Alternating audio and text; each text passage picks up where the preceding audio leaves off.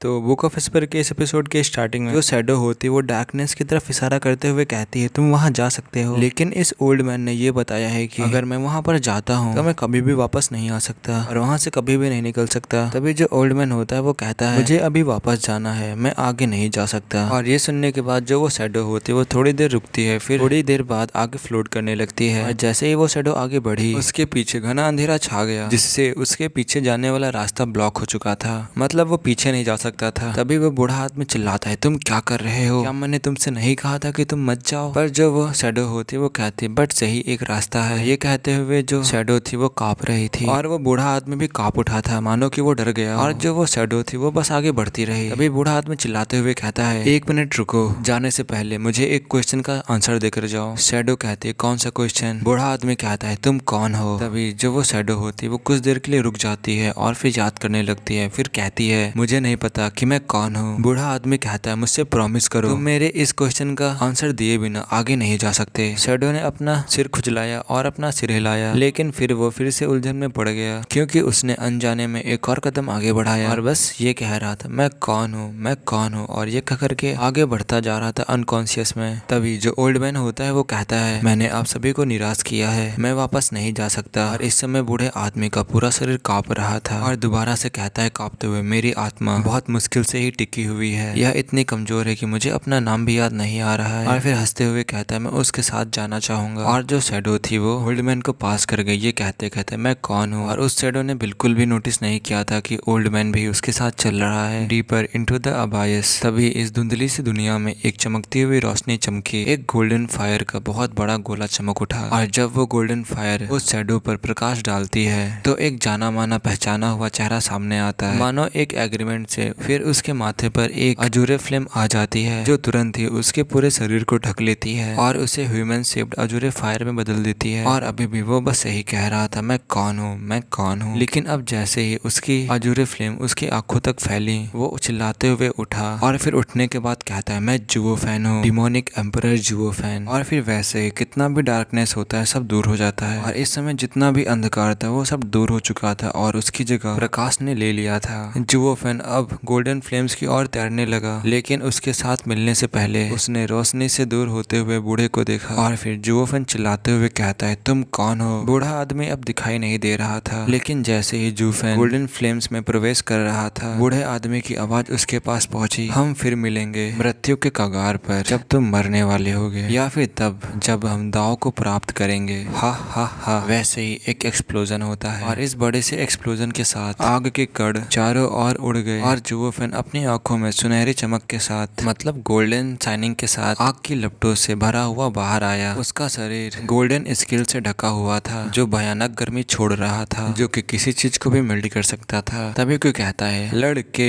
Finally तुम वापस आ ही गए। जुओ फैन अभी भी उस सब से बाहर था और जब उसने एक आवाज सुनी उसने चौंक कर अपना सर, वैसे ही वो हैरान होकर अपना सर घुमाता है और देखता है एक विशाल ड्रैगन का सर जो कि डरावनी आंखों से उसे ही देख रहा था। गोल्डन फ्लेम्स इतनी तेज जल रही थी कि उसके आसपास की जगह बेकार हो गई। वैसे जुओ फैन चिल्लाते हुए कहता है 5 ग्रेट सीक्रेट बीस्ट में से एक great secret beast decimating dragon ancestor, क्या मैं इन्फर्नल गॉर्ज में हूँ। ड्रैगन कहता है हा हा हा बच्चे तुम सही कह रहे हो, ये मेरा डोमेन है, तुम्हारा यहाँ पर वेलकम है। ड्रैगन एंसेस्टर ने तीखी हवा की लहर छोड़ी जिससे जुओ फैन पीछे हट गया। जुओ फैन उलझन में था, मैं यहाँ क्या कर रहा हूँ। येलिंग ने उसके मन की बात पढ़ ली, मैं तुम्हें यहाँ पर लेकर आया हूँ। जब तुम यूनिवर्सल राइटिस्ट से लड़ रहे थे तब तुम अपनी लाइफ के कगार पर थे, तुम्हारी बॉडी और सोल दोनों ही बहुत ठंडी हो चुकी थी और सिर्फ मेरे मास्टर ही तुम्हें बचा सकते थे, इसीलिए मैं तुम्हें यहाँ ले आया। और जब जुओ फैन येलिंग को देखता है तो वो कहता है येलिंग तुम। और फिर वैसे ही जुओ फैन को सोचता है और फिर चिल्लाते हुए कहता है वो लड़कियां कहाँ हैं, वो कैसी हैं। तभी जो येलिंग होता है वो जुओ फैन से कहता है आखिरकार तुम्हें कब से किसी की चिंता होने लगी। जुओ फैन चिल्लाते हुए कहता है बस तुम मुझे ये बताओ क्या वो ठीक है। येलिंग कहता है वो ठीक है, जब मैं आया तो केवल तुम ही लड़ रहे थे, यूनिवर्सल राइटिस्ट सेक्ट के सैकड़ों लोगों को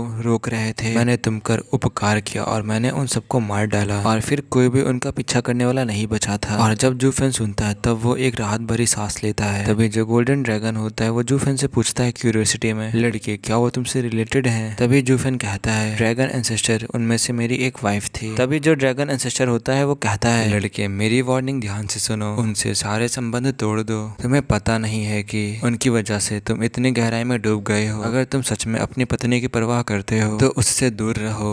और फिर वैसे ही जो जूफेन होता है वो कहता है क्या तुम्हारा कहने का मतलब क्या है। तभी ड्रैगन कहता है येलिंग से, येलिंग तुम बाहर जाओ, मुझे इस लड़के से अकेले में कुछ बात करनी है। और फिर वैसे ही येलिंग उस इन्फर्नो से बाहर निकल जाता है और जो इन्फर्नो होता है वो दोबारा से एक बार वैसे ही हो जाता है। तभी जूफेन कहता है अभी ये हो क्या रहा है और तुम्हारा वो कहने का मतलब क्या था। और इस समय जूफेन को कुछ अनईजी सा लग रहा था। तभी जो ड्रैगन एंसेस्टर होता है वो कहता है इससे पहले कि मैं जवाब दूं तुम्हें पहले मेरे साथ ईमानदार होना पड़ेगा। कौन हो तुम? इतनी कम उम्र में होने के बावजूद तुम्हारे पास इतनी महान इनहेरिटेंस क्यों है और इतनी सारी कैसे हैं? जूफेन ने कोई जवाब नहीं दिया। ये उसका सबसे बड़ा रहस्य था और ऐसा कुछ नहीं था जिसे बताया जा सके। ड्रैगन कहता है बात करो नहीं तो एक दिन पछताओगे। फिर मत कहना कि मैंने तुम्हें चेतावनी नहीं दी थी। जूफेन हेल्पलेस महसूस कर रहा था। उसने इस बातचीत में सभी आधार खो दिए थे। ऐसा नहीं है कि इससे कोई खास फर्क पड़ता है। वोल्टिंग कुनपेंग ने उसे समझाने के लिए कहा और अब इस ड्रैगन एंसेस्टर से बात करने से कोई खास फर्क नहीं पड़ेगा। वो जानना चाहता था कि ड्रैगन एंसेस्टर उसे चुकिनचैन से क्यों अलग रखना चाहते हैं। इसीलिए जूफेन ने अपने दोनों जीवन के बारे में बताना शुरू किया, जिसमें कुनपेंग के साथ उनकी मुलाकात, कैसे उसने कुनपेंग से रिक्वेस्ट की थी सीक्रेट बीस्ट को फाइंड करने के लिए, सब कुछ बता दिया था। ये सब कुछ सुनने के बाद ड्रैगन एंसेस्टर कहता है लड़के सही में तुमने कुछ अलग ही सर्कमस्टांसेस को झेला है और तुम्हें जरूर ये भी पता होना चाहिए जो तुम्हारे पास इस सीक्रेट बीस्ट इनहेरिटेंस है वो पाना कुछ लोगों का जीवन भर का सपना होता है और तुमने तो सबको अपने लिए ही ले लिया। हा हा हा, कॉन्ग्रेचुलेशंस, बधाई हो, खासकर और 9 सेरेनिटीज के स्किल्स के लिए। और यहाँ तक कि मुझे भी ऐसे कौशल के लिए प्रशंसा दिखानी चाहिए। तभी हंसते हुए जूफेन भी अपना सर हिलाता है और जूफेन भी 9 सेरेनिटीज के बारे में ऐसा ही सोचता था। पर तभी जो ड्रैगन एंसेस्टर होता है वो अपनी टोन को चेंज कर लेता है और कहता है बच्चे तुम्हारे साथ बहुत अच्छी किस्मत होने के बावजूद जब तुम्हें इसकी सबसे ज्यादा जरूरत होती है तब यह तुम्हें धोखा देती है। तुम उस बूढ़े कुनपेंग के जाल में फंस गए हो और अब तुम हमारे साथ फंस गए हो। तुम्हारा जीवन डर के साथ में ही बीतने वाला है और कांस्टेंट डिस्पायर में तुम्हारा जीवन अगले ही पल खत्म हो सकता है। ये सुनकर जुओफेन का दिल कांप उठा और जुओफेन पूछता है ये कहाँ से आया। ड्रैगन कहता है द एशियन पीरियड। और फिर जो ड्रैगन होता है वो एक हीट वेव छोड़ता है और फिर वैसे ही जो जुओफेन का शरीर होता है वैसे ही हिल जाता है, शेक होने लगता है। जैसे ही वो आसमान की ओर देखता है तो तब वो एक अकेले फिगर को देखता है। और फिर जो ड्रैगन होता है वो बताता है प्राइमल क्यूज के टाइम पर जब अर्थ और हेवन ने शेप लेना शुरू किया तो हम पैदा हुए 5 प्राइमल एबिलिटीज के साथ में और जहाँ भी हम गए जानवरों ने हमें किंग के रूप में देखा और मनुष्य हमारे तक पहुँचने में बिल्कुल भी समर्थ नहीं थे। लेकिन हम 5 महान पवित्र जानवर केवल एक दूसरे में इंटरेस्ट रखते थे और हमने डुअल किया केवल ये जानने के लिए कौन इस पूरे वर्ल्ड में रूल कर सकता है और कौन सुप्रीम है। लेकिन वो लड़ाई खत्म ही नहीं हुई। इंसानों के प्रति उपेक्षा इतनी गंभीर थी, हम उन्हें नाश्ते के अलावा कुछ नहीं समझते थे। इस तरह हमने अगले कुछ लाखों साल बिताए, हमेशा लड़ते रहे और कभी जीत नहीं पाए। किसी एक को चुनने में हम लोग असमर्थ थे और कोई भी रूलर सेटल नहीं हुआ। और वो कुनपेंग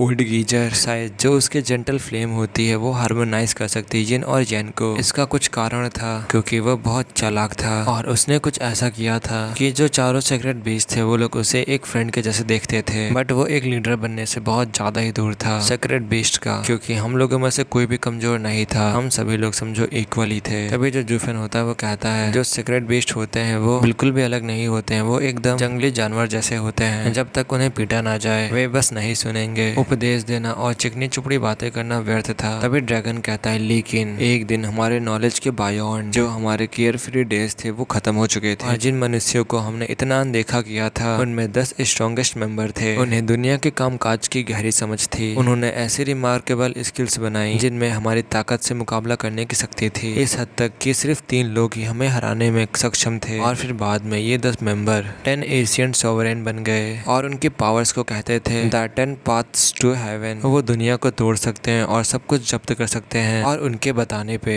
दुनिया ने दाव पे चलना शुरू किया और दाव को समझना शुरू किया, कल्टीवेशन शुरू की और मजबूत हुए। अनगिनत एक्सपर्ट्स प्रमुखता पर पहुंचे लेकिन दुनिया में सीक्रेट बीस्ट का दबदबा कम होने लगा। उन्हें जंगलों और पहाड़ों पर वापस ढकेल दिया गया और तब हमें एहसास हुआ कि हेवन इम्पार्शियल है, जबकि जो हमारी पावर थी वो बहुत ज्यादा ही अद्भुत थी। लेकिन हमारे पास बुद्धि नहीं थी। चाहे सीक्रेट बीस्ट हो या फिर स्पिरिचुअल बीस्ट, कोई भी दिल के रहस्यों को नहीं समझ सकता था, जिससे हमारी एडवांसमेंट ब्लॉक हो गई। मानवता कमजोर थी लेकिन बहुत तेज भी थी। जिसके पास टॉप पर पहुंचने का मौका था, खासकर वो 10, वो इस दुनिया के शक्ति के शिखर बन गए, पावर के पीक पर पहुंच गए। और तभी दोबारा से ड्रैगन एंसेस्टर जूफेन से कहता है वैसे लड़के क्या तुम्हारे पास pet patriarch, blood demon, bloody infant भी है क्या? ये उधार ली गई शक्ति है जो तुम्हें कभी पीक पर नहीं पहुंचने देगी। और क्या तुम जानते जो पैट्रियार्च डीमन ब्लड था वो सैंड स्टेज पर क्यों फंस गया था और सॉवरेंस उसे अवॉइड क्यों कर रहे थे? क्या तुम ये जानते हो? तो ये वाला एपिसोड यहीं पे खत्म होता है और इसका नेक्स्ट एपिसोड तुम सोकर नहीं उठ पाओगे, वो आ जाएगा। और अभी 6 चैप्टर ऐसे ही जूफेन और ड्रैगन के बीच में बात चलने वाली है, तो समझ लो 2 एपिसोड और अभी ऐसे ही इनके बीच में बात होने वाली है।